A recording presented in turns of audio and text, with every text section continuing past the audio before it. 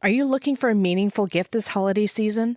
Enough as I Grow is a 365-day guided journal designed to help anyone on a journey of self-discovery. With thoughtful daily prompts, it gently guides you through reflection, clarity, and personal growth one day at a time. Whether you're working through old patterns, wanting to understand your relationships better, or just craving a deeper connection to yourself, this journal is a beautiful companion for the year ahead. It's the perfect stocking stuffer or gift for someone who's ready to grow, heal, and show up more fully in their life. Or for yourself if you're ready to turn the page on a new chapter. And it comes in a variety of beautiful cover designs on Amazon, so you can pick the one that best suits your style. I'll drop the link in the show notes. Go take a look and consider gifting one to someone that you love or to yourself. Today's episode is for every mother who's ever felt overwhelmed, disconnected from herself, or just unsure of how to balance it all, especially when it all includes a career, kids, and constant mental load. I'm joined by Urvi Shah, a mindfulness coach and spiritual healer who brings a powerful mix of lived experience and transformative tools to this conversation. We talk about the emotional toll of postpartum depression, the challenge of returning to work while mentally depleted, and how so many women slowly lose themselves in motherhood without even realizing it. If you've been feeling burnt out, emotionally overextended, or like you've forgotten how to take care of you, this one is going to be for you. Hey, I'm Dr. Angela Downey, and this is Paging Dr. Mom, the podcast for women who are juggling careers, kids, chaos, and cold cups of coffee.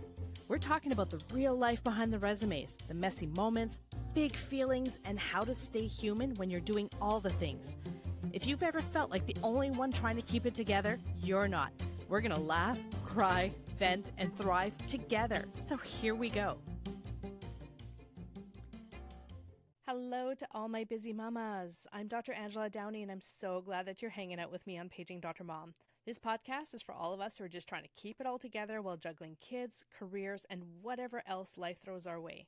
We're going to be exploring all those moments that we definitely would not be putting on our resumes. I want to introduce you to today's guest. Urvi Shah is a certified mindfulness coach and wellness practitioner who supports women through stages of fertility to postpartum. She teaches tools like meditation, breathwork, and EFT tapping, and brings deep experience in emotional and nervous system regulation. She's also the author of Soulful Womb, a guide for mothers seeking more calm, clarity, and connection.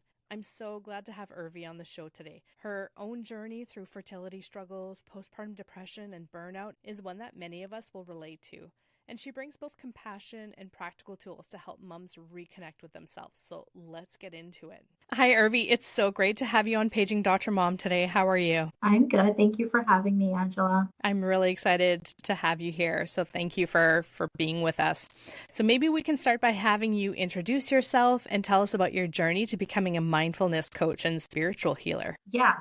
So it was a pretty interesting journey to get there. But I'm Urvi. I am a mindfulness coach certified from ICF and also a spiritual healer. And so I got certified in many different mindfulness techniques like meditation, EFT tapping, and breath work, and then other spiritual modalities like energy healing. I work primarily with moms. And so women that are going through their motherhood journey, I kind of blend the world of coaching and mindfulness and spirituality to kind of help with their healing journey. I kind of stumbled on this space of particularly where I'm working right now with moms through my own journey of becoming a mom. And so as I was going through my own journey and like my own healing, I started to understand like what I was looking for wasn't really out there. And I started to feel very called to be that person, be that leader for other mothers. And I started to work in a space and start to, really cultivate a community and support groups that can like help postpartum mothers or mothers that are within pregnancy phase. Yeah.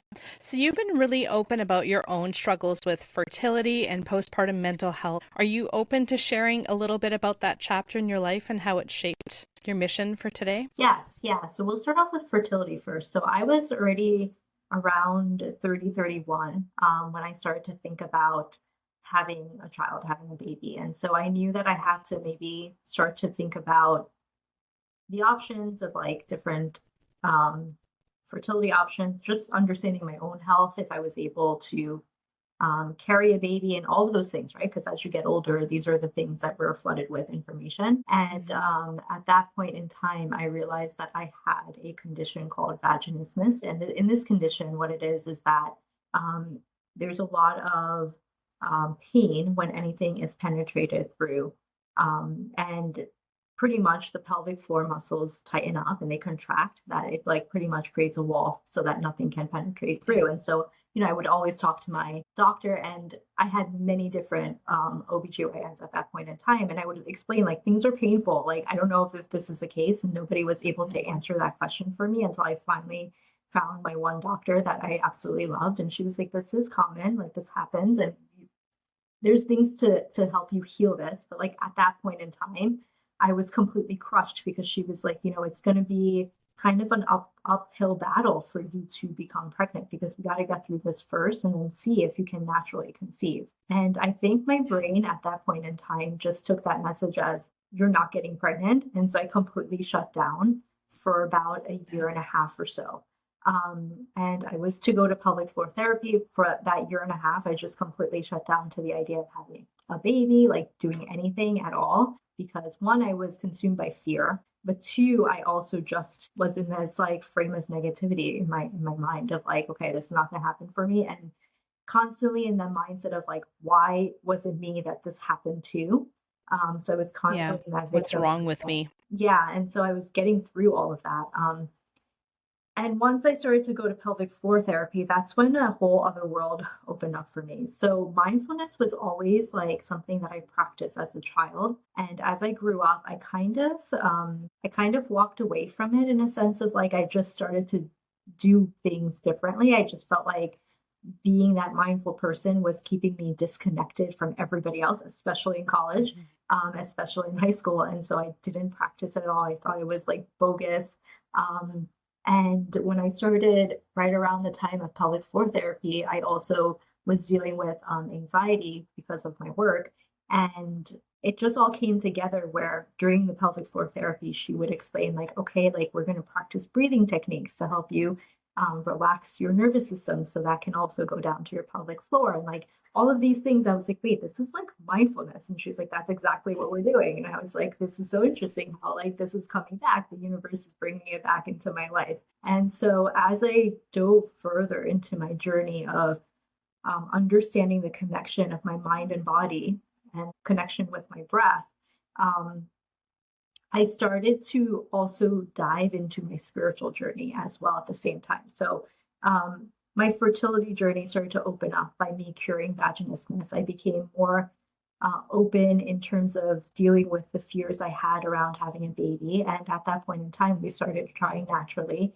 And I ended up, we didn't conceive. And every time I would kind of get a little bit more upset about, like, why isn't this working out? Like, and I became very hyper focused and like, this is the Yeah. optimal time that we have to try. And my husband's like, I'm not doing this anymore with you. Like, I'm not doing this. Like, you need to take out the stress. And if we're going to do it, we're going to have fun and it's just going to naturally happen.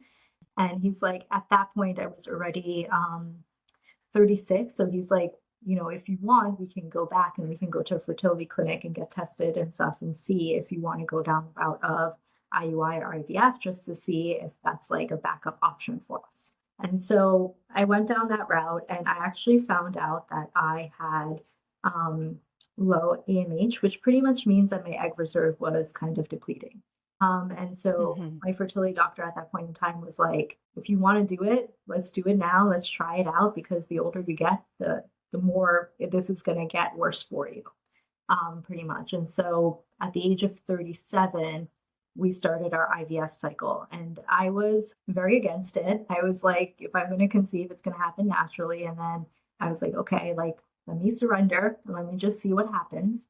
Um, and I actually became pregnant through IVF. So we had two embryos. One of them didn't make it to the final stage. So we only had one embryo, which they transferred. And my fertility doctor had said, like, there's less than a 1% chance of you getting pregnant. I don't want you to get too excited or get your hopes up, like prepping me up. And I was just like, Yeah. very positive during that time. Like, I just was in a very different frequency and vibration during the time of transfer and of the egg retrieval, that I just was like, if it's going to work out, it's going to work out, and the universe has my back. And like, that was my like energy at that point in time. And I became pregnant, and she just couldn't believe it. I remember when she called me and she was just like, it worked. She's like, how did it work? What did you do? And I was like, I just believed that it would happen. And Mhm. he's my son now. He's going to be 2 in December. A lot of physicians go to school for a very long time, which kind of puts off their fertility years. And so oftentimes they're trying to get pregnant in their 30s, and it can be really challenging to do it naturally.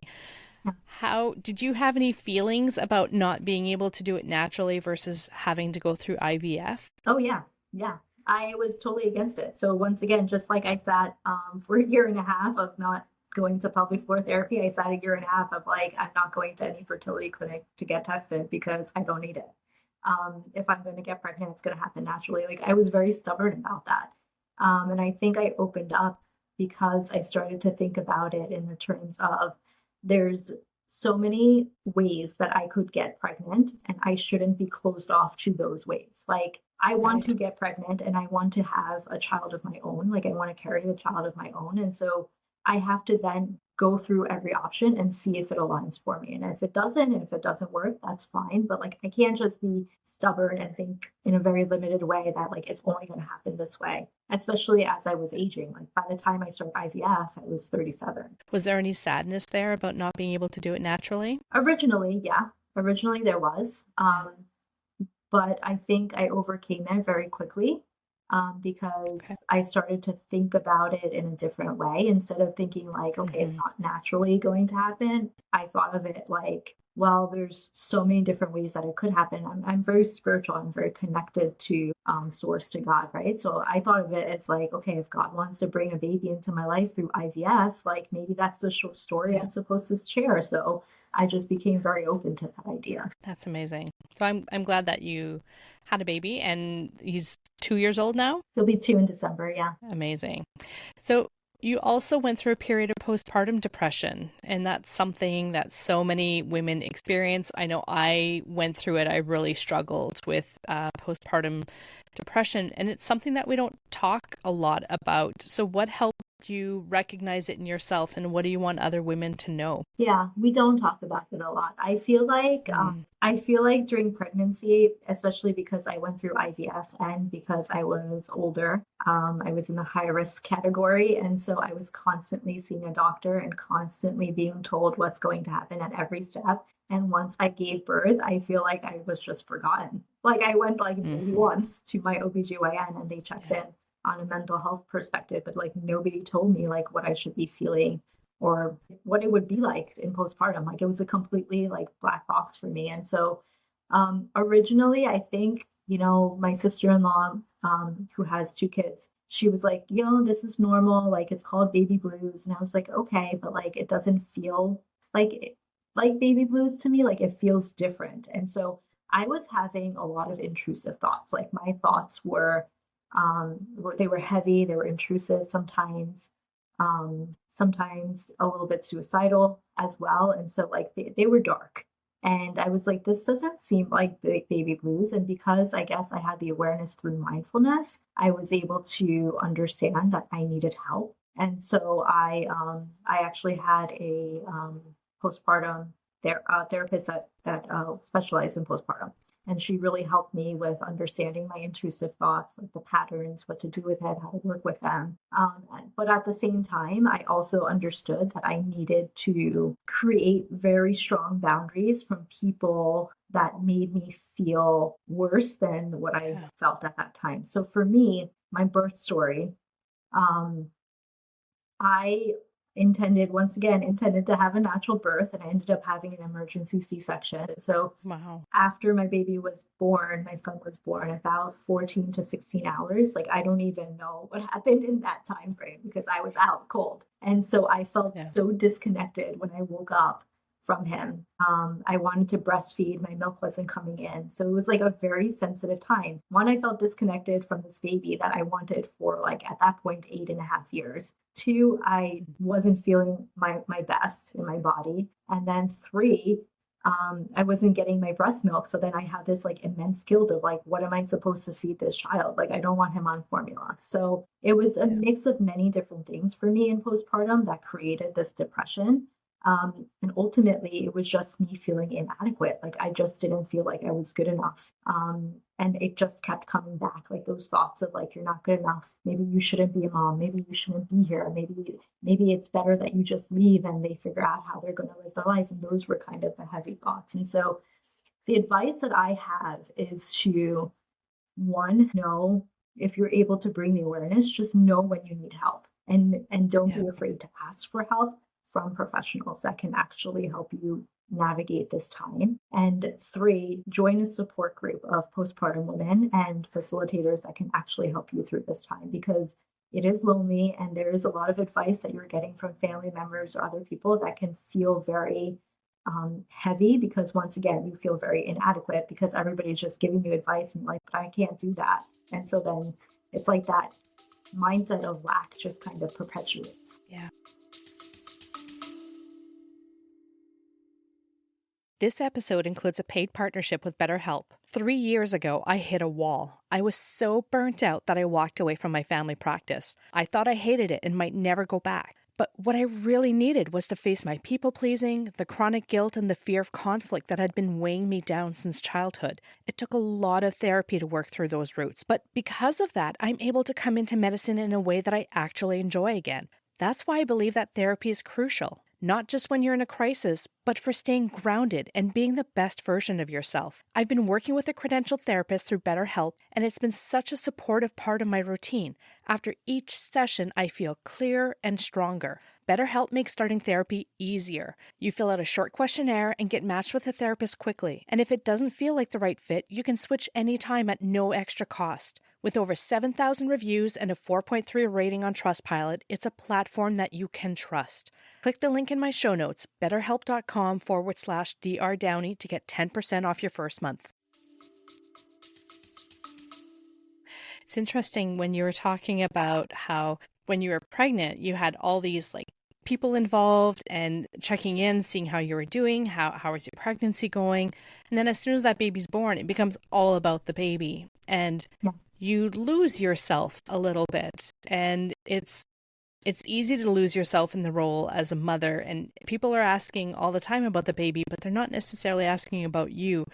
And I found that it's like I almost stopped taking care of myself. I was so into taking care of the baby that I like stopped brushing my teeth. I wasn't like getting out of my pajamas. I didn't do very well after I had the baby. And it made me sad that I wasn't being the mom that I really wanted to be. And it wasn't until I saw my family doctor and she was like, I think she knew something was up because I probably hadn't brushed my hair that day or something.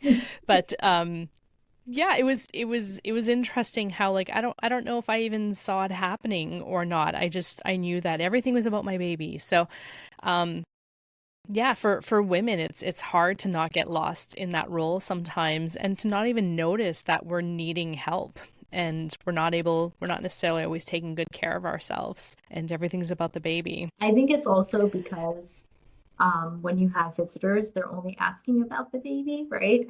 Because Yeah. it's a brand new thing, right? It's like when you buy a brand new car, everybody's asking about the car because that's the new thing. And so you feel forgotten in that part too, because when you were pregnant, everybody was asking how you're feeling and how are you doing and how's your health and then all of a sudden the baby's born and it's like you're forgotten, but everybody's so focused on the baby and it's like you're trying to manage your own mental health or your own well-being and nobody's really asking you. And so then you start to feel more and more alone.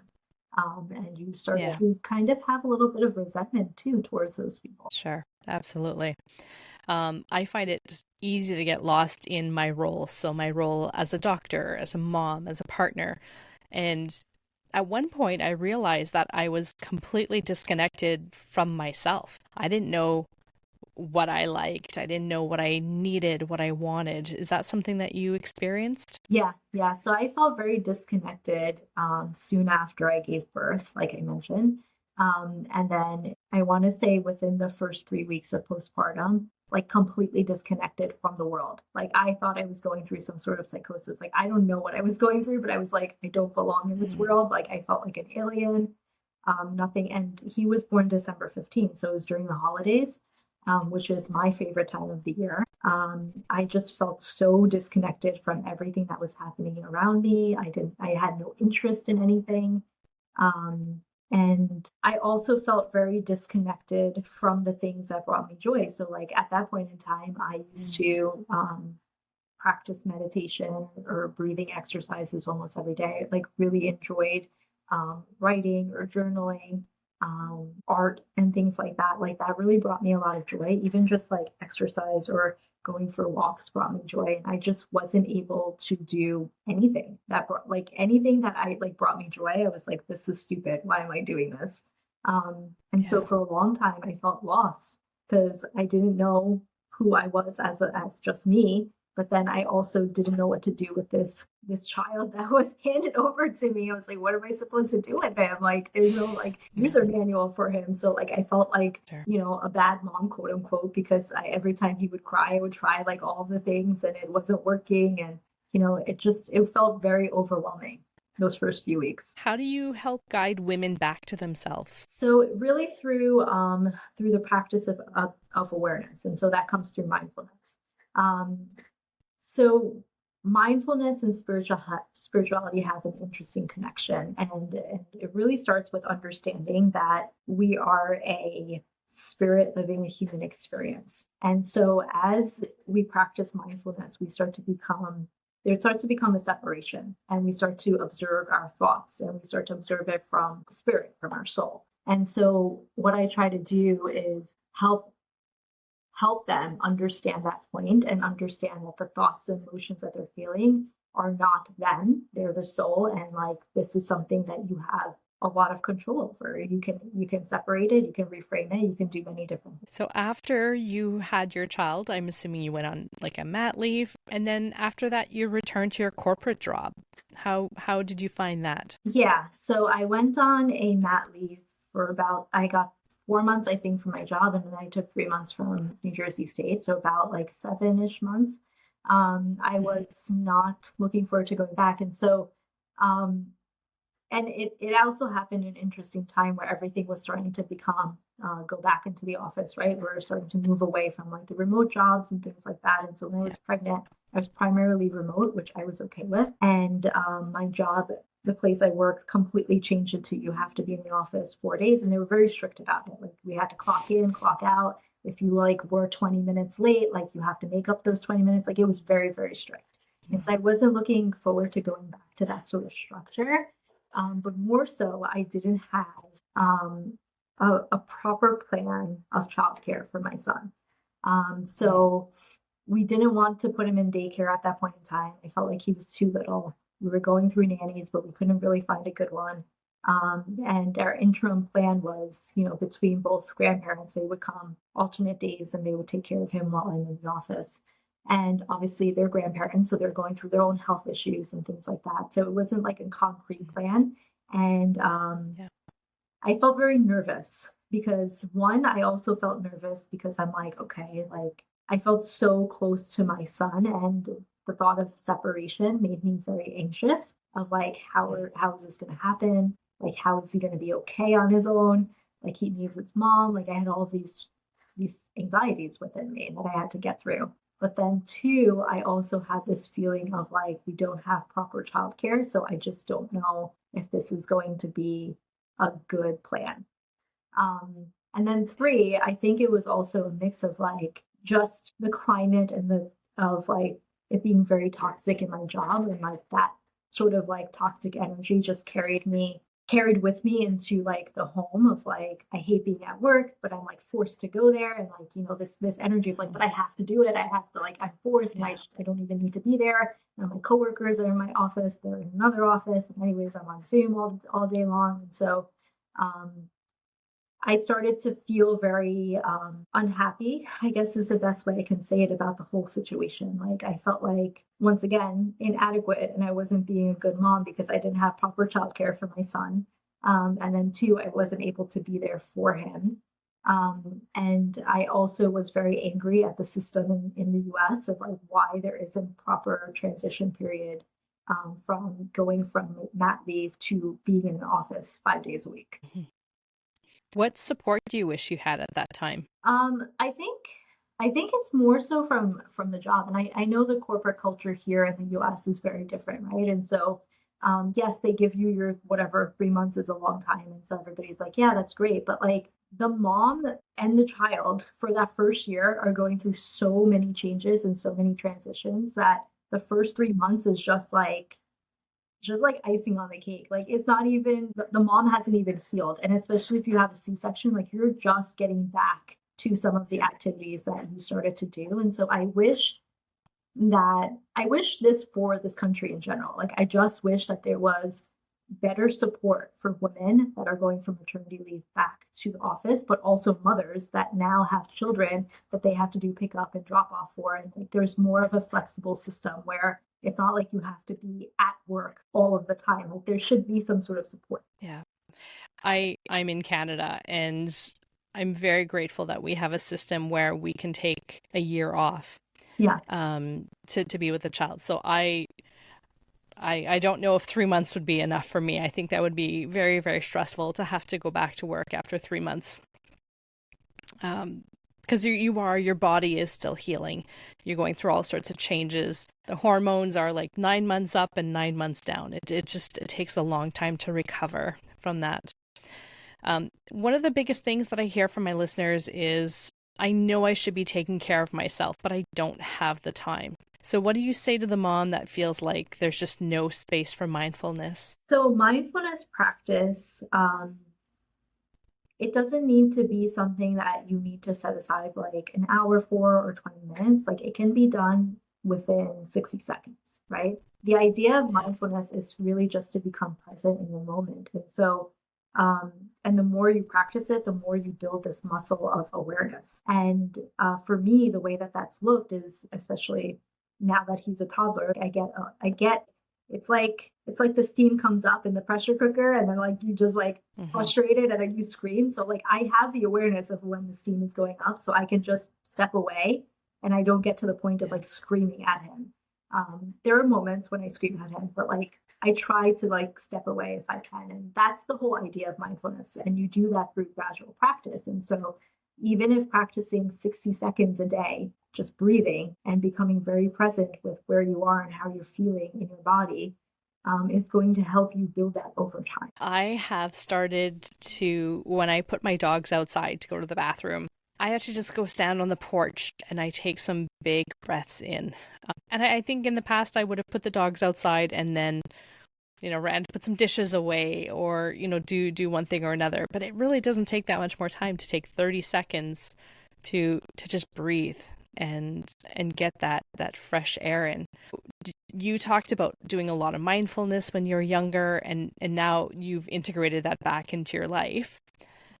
Is that the key to overcoming some of these challenges that you faced with postpartum depression and just fertility and being a mom in general? Yes, I would say a blend of that and spirituality. I think for me, it was more spirituality. And when I say spirituality, it's really the connection that you have with source, universe, God, whatever you call that, right? That higher power. And for me, it's God. And so once I started to realize and understand my relationship that I had with that source, with the universe, and I started to trust that more, I was able to surrender more. I was able to become more present in the day to day and not worry as much and not have as much anxiety because I knew I was always taken care of. But I had to work Mm-hmm. on that relationship. And so for me, I think more of just working on that relationship helped. The mindfulness was actually a tool for me. So, nervous system regulation is a really hot topic right now. Can you explain what that means? Yeah, it's become very common. It's funny that you asked this question because this morning I texted one of my clients and I was like, just practice NSR. She's like, what's NSR? And I was like, we talk about this every week. And then I'm like, oh, she doesn't know the acronym. It's okay. So I wouldn't have known what it was either. nervous system regulation is understanding that your nervous system is a central hub, right, of your calmness or your anxiety. And so when we're able to regulate our nervous system, we're able to fall into this place of calmness and peace where we're able to take decisions from a more aligned perspective, but also from a place of clarity. And so you're not making decisions based off of worry or anxiety or sadness or anger. In terms of nervous system regulation, really all it is you're getting to a calm, collected state with your nervous system to send it to the parasympathetic area, right? And so when it isn't, you're going into fight or flight. And usually what happens is that you will either leave a situation or you're going to fight the situation. And when you're in a regulated state, you're in a very calm state to take decisions. And so you do this through different breathing techniques, through mindfulness, through EFT tapping. There's many, many different ones. You can even do it through walking, through exercise, and things like that. And so the idea is when we're able to be very regulated in our nervous system, we're also able to reprogram the areas of our life that we are fearful of. So, like, for example, if you have a lot of fear around a thought of lack or around a thought of inadequacy, if you're able to create safety within your nervous system around something like, I feel safe right now, I am safe, your body is going to pick that up and immediately download that within your subconscious and through your body. And then you're able to think things through a little bit more clearly. Yes, exactly. So let's say you have like 5 minutes in your day. What do some of those techniques look like? Yeah, so I always recommend people that have done nothing to start with breathing because it's the most tangible thing to do. And it's really just taking deep breaths. And now, like on our phones, we have it comes with mindfulness apps that help you breathe. So like inhale, and you always want to exhale longer than you're inhaling. So you can do box breathing, which is very common. So do a 4-4-4 kind of combination, or you can do a 5. So inhale for 5, pause for 3, hold your breath for 3, and exhale for 7 is another common one that you can do. Many different box breathings, but I would say start with that for 5 minutes. And in those 5 minutes, become very present with where you are, and you'll see like your body is going to immediately relax, and allow your mind to like also relax with whatever thoughts are coming up. What is EFT tapping? So EFT tapping stands for Emotional Freedom Technique. Really, it's if you're familiar with like acupuncture, it goes based off the same things. We have meridian points around our body, which are energy centers, and so you're tapping on these specific energy points within your body. So it starts with here and then your eye, and then it goes around. Saying a different affirmation to move the thoughts through your subconscious. So, if you have a lot of anxiety, you might start off with like, I have a lot of anxiety around the situation. And you just keep tapping the points, and then you start to change that affirmation to something more favorable. And as you're tapping, the tapping helps your body bring in the words to release that emotion within you. So you would need to know where you're tapping. It's not just like randomly just kind of tapping on your forehead. Yeah. You need to know where you're tapping. Yeah. Yes. And like, so for me, when I was going through IVF, I used to sit in the waiting room and just tap this point. And I would just say, good things are happening to me right now. All good things are coming to me. Like I would just say that. And for some reason that like just tapping this point only helped me reduce the anxiety of like being there and going through whatever I was going to go through. And how do you practice mindfulness? So for me, it starts off with at least 10 to 15 minutes of meditation in the morning, along with journaling. And some days I don't feel very called to do the journaling or the meditation. I'll do breathing, but like I try to like, it either goes with meditation, breathing, journaling. Like those are my go-tos because I know they work for me. But sometimes I might need something more. And so I'll take a class, like a breathwork class, or I'll go to a yoga class or something like that. Just whatever you need to feel more rooted in that moment. Yeah. Sometimes I need a little bit more. And sometimes I'm like, okay, I'm good today. I don't need to meditate. Yeah. Tell me about your book, Soulful Womb. So my book, I actually have it here. This is the book. Beautiful. That's Love a it. picture of me from my pregnancy shoot. The book actually, I laugh because I was never intending on writing a book. So I always wanted to write a book when I started my coaching career, and it was a completely different book. And When I became pregnant, I started to have deeper conversations with God. Like I was really working on my relationship with God at that time. And so it usually happened at night when I was in bed and I would have these conversations and be like, why do I feel so scared about this thing? Or why is blah, blah. And like I would just channel all of these messages. And then this one day I was just like, I need to write this down. Like people need to read this information. And so I started to write it on my phone, actually. It's in my notes sections. I had like all of these different things that I would just write, and it was all free writing. And then after birth, yes, right after birth, I was like in postpartum, I was like, okay, especially around the time when I was having those intrusive thoughts, I started to think like about like what is my legacy? What would I want to leave behind if by any chance something happened? And I was like going through my phone and I saw all these notes and I was like, I need to write this into a book. And I don't remember writing this book because it happened in the entirety of my postpartum that I was healing. Um, and so when I read the book myself, I'm like, I wrote this. This is very interesting. It's really my journey. So the entire book is my journey from fertility to the end of postpartum and all of the messages that I got from Divine. And it really is divided in chapters like fear, like surrender, like overthinking, like jealousy, like the things that I was really feeling or experiencing in those moments. And the channeled messages that I got from it and the learnings that I've gotten from it through spirituality. And it kind of turned into a book. So for any listeners out there who might not consider themselves to be very spiritual or religious, what core messages will still resonate with them?